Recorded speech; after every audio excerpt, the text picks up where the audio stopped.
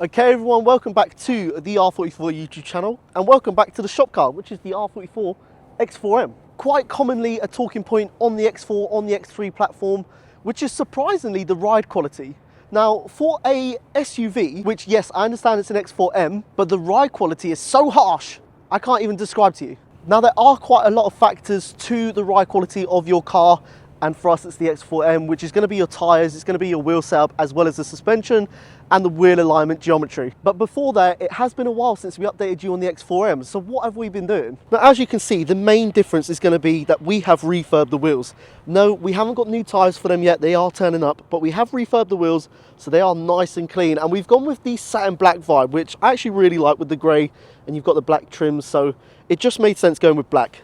And what shouldn't have been a point to this car, but we have also painted the front end with the perfect colour match, so you don't have to worry about that if you are potentially the new owner of this car. And right now, yes, we are close to the legal limit, but we have ordered a set of BMW rated Continental tyres. But before that, there are a few parts that we need to finish off on this car. First of all being the spoiler, because we ripped the spoiler off and realised it was bonded on. So now we've got the issue of getting the bonding off and fitting a new spoiler to the car, which I'm going to be doing. And I know as a viewer, you're probably thinking, it's a fairly simple job.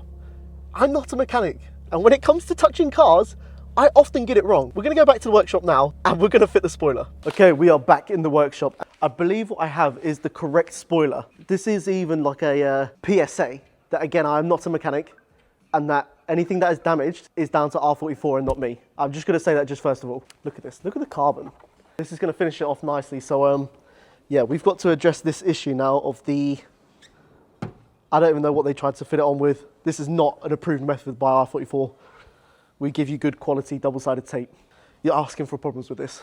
Okay, one thing I do know for sure is I need two things. I need a drill and some sort of fudge wheel. I forget what they call it. Charlie, I need a drill and a fudge wheel, please. Toffee wheel. Toffee wheel. The first step is going to be removing this.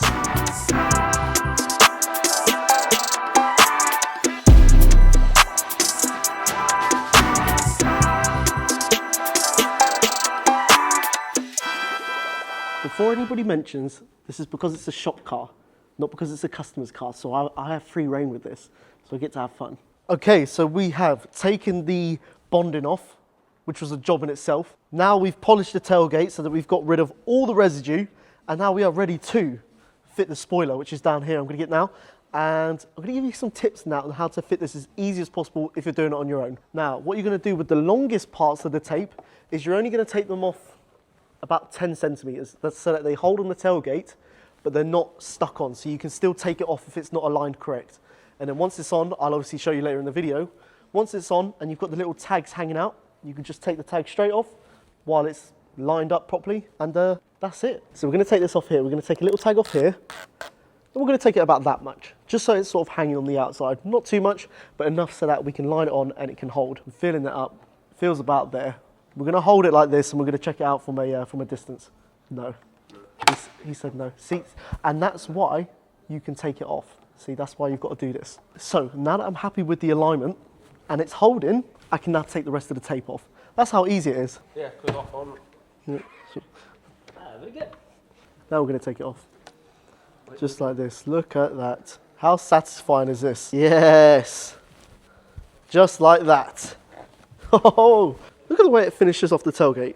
That's what you need. You need some more aggression on the X4M. Look at that. Shout out to Soku for the spoiler lip. But finally, it's my time to kind of shine on the X4M project. This car we obviously bought a little while ago. It's been pretty cool, and I have a lot of history. I had an X3M for 2 years of my life, and it was probably the fastest paced 2 years of my life ever. I was using it every day, driving every road. I think we did about 20 to 23,000 miles in that car. You know, actually, I don't know. I'm just telling you loads of figures. So about 10,000 miles a year. So a good use case compared to this car, which was 5 years old, 6 years old now, doing about 15 to 20,000 miles a year. But anyways, look, we're going to go into the ride quality now.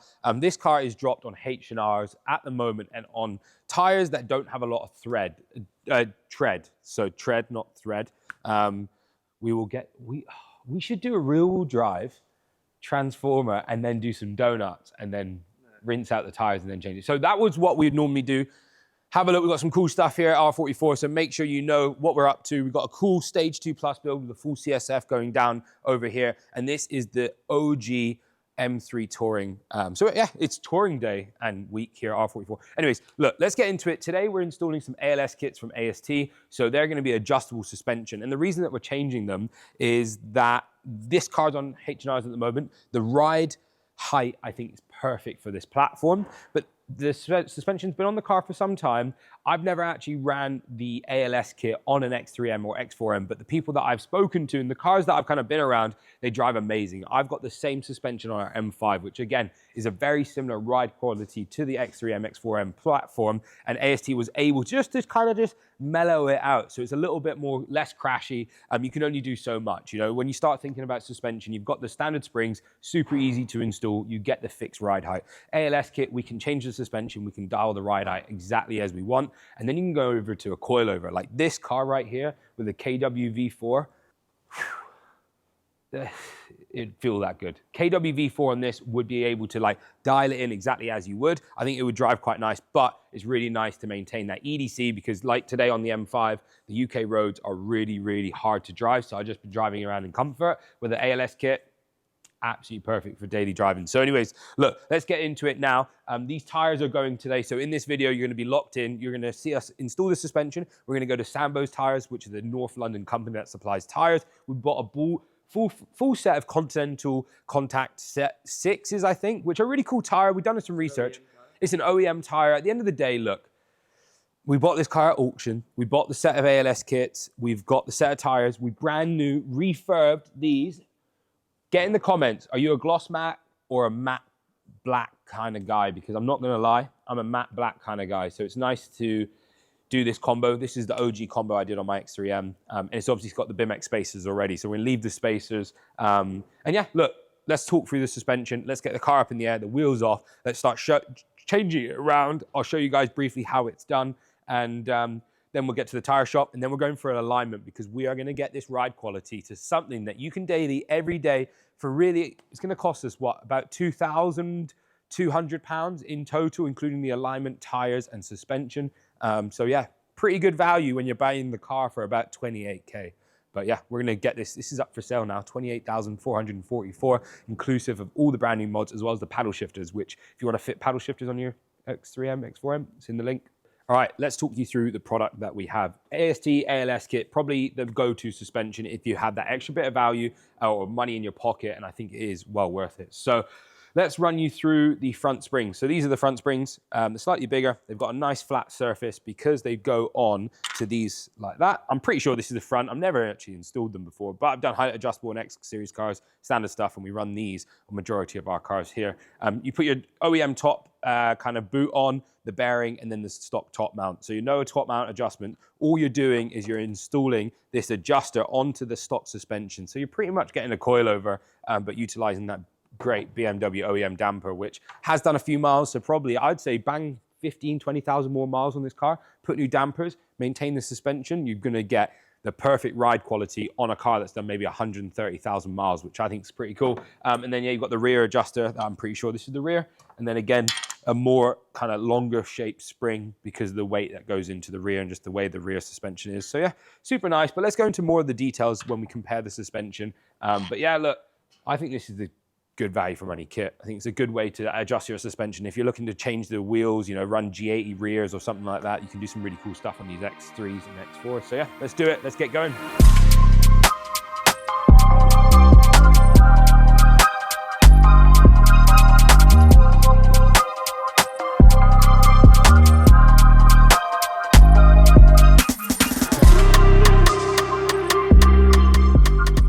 Boom. So the suspension's now been changed. So this is what we previously ran, which is H&R's lowering spring. I'm not gonna lie, we've been selling these for 4 or 5 years. They're a good spring. Don't get me wrong. We've sold many, installed a couple, and so far they've always been a good option. So not saying that these are a bad option. They are a good option if you're looking for a lowering spring. So what we've done is we've changed this spring to the ALS kit. The ALS kit has got that flat base, so it can sit nicely on the adjuster. Dylan potentially might show you what the adjuster looks like because it's so far up there right now. But If he doesn't, you've seen it in the previous part of this video. But overall, we've changed it to that. So now we can adjust the ride height and make this spring either more compressed or less compressed, which will then, in theory, adjust the ride height. We've set it at 25 millimeters. No, we went for 20 mil between the adjuster. So that allows enough room for us to adjust because we've never actually done the ALS kit here, so we don't know the adjustment. What we did do was measure from the bottom of the wheel to the wheel arch to then know what the H&R was, to then pretty much set up exactly the same as the H&R. So that's that,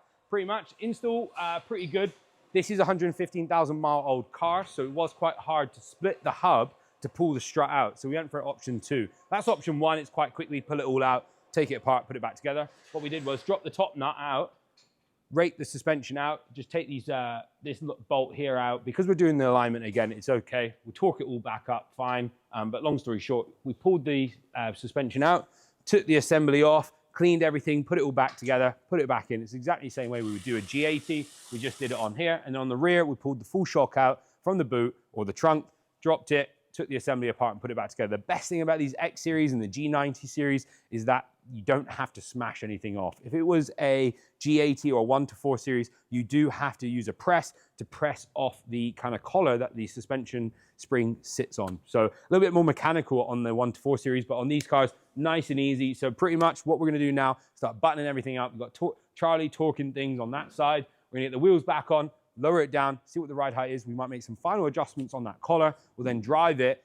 We will take it for its new wheels, and then we'll take it for alignment. And while it's on the alignment rack, we may adjust it one more time now the suspension's settled. But yeah, that's pretty much it. It's not too bad of an install. Definitely would allow 1.5 days to kind of do it. Do the suspension, let it bed in, get the alignment done. And yeah, pretty good. We do need some new brakes and stuff, but this car is up for sale. We've done as much as we can do. Otherwise, we're just going to keep adding value to it and not being able to enjoy it. And you definitely aren't going to pay the money that we are going to pay for the brakes. So yeah, if that makes sense. Anyways, yeah, let's go. Right, we are back in the X4M, and I had just the day off, so I left Reese to fit the AST kit to this car, and yeah, I'm gonna give you my first impressions. So right now I've been driving for about 15 minutes, and already it feels so much smoother.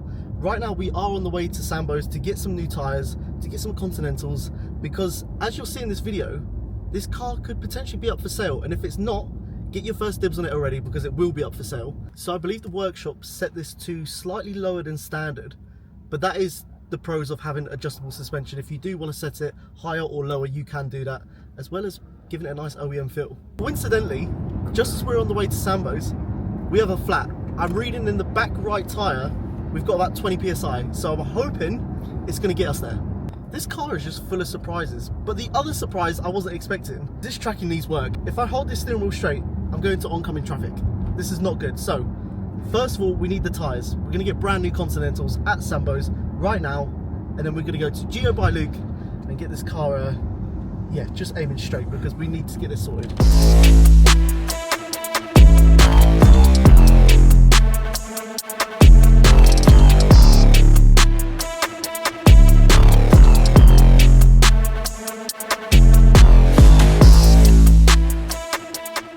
So we have just made it to Sambo's tyres. They've got the wheels up in the air, they've got the wheels off, they've got the tyres off. Yeah, the tyres are wearing in all sorts of places. But I'm gonna head inside now, talk to Sambo himself, and sort of go over some tyre specs and why we should be experiencing wear in different parts of the tyre and things like that. Just so you get more of an idea of what you need when you're changing your tyres and you're clued up. Numbers, so essentially, first three numbers would be your width of the tyre. So for example, 255, in essence, it's about 25.5 centimetres in width. Then you've got the middle two numbers, that would be your profiles in size as well. So this would be 40, so roughly 4 centimeters in height. And then the circumference of the tyre, so in this case 21 inches. I don't recommend changing any tyre sizes according to manufacturer specs. In the case of this X4M, it's got a transfer case, a transfer box. They don't like it, so keep within the manufacturer specs. But the most common thing would be the wheel balancing. So if the weights of the balance has dropped, you get a vibration in the steering wheel. If you're braking when you're doing that sort of speed and you're getting that, it could be lower control arms or it could be your discs are warped or pitted. But in most cases, if the steering wheel is juddering, then it's the wheel balancing. One side seems to be wearing more than the other. Is that ever down so to the slightly? times, Cars naturally all have camber from factory, just to help cornering and comfort. So you're always going to get a bit of wear on the inside or the outside of the tyre, depending on how it's towing in or towing out. Obviously, excessive wear means alignment's out or you need the realignment. So now we have just got the tyres fitted. Sambo went over the tyre specs and the sizes just previously, but what we didn't say is that we've actually changed the tyre profiles and the width back to the OEM standard. So I believe this car runs a staggered fitment where it's a 275 on the rear and a 265 on the front. But I believe we've changed it now to a 265 on the rear and a 255 on the front. So now it's back to an OEM standard, which is what we like. But now we are driving on the way to Geo by Luke to get this straight, so we can avoid, like Sambo said, the uneven tyre wear.